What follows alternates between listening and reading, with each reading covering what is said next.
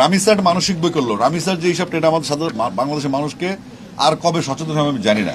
এদেশের মানুষের মানসিকতা এত নিচে নেমে গেছে, কেউ কাউকে ঠকাতে পারলে, হারাতে পারলে একটা পৈশাচিক উল্লাস করে। আজকে রামিসা হবে, কালকে আরেক রামিসা হবে, পরশু আরেক রামিসা হবে। আমরা যদি নৈতিকভাবে ঠিক না থাকি, আমাদের সমাজ সংস্কার যদি মানুষ স্বতঃস্ফূর্ত না হয়, মানুষ যদি তার নিজের ভালো না চায়, সে মানুষের ভালো চাইতে পারবে না। তো সুতরাং এই রামিসার ঘটনাটা কোনো বিচ্ছিন্ন ঘটনা নয়, এটা ট্র্যাডিশনে পরিণত হয়েছে। এটা শুধু পত্রিকায় আসছে বা মিডিয়াতে আসার কারণে আমরা দেখেছি।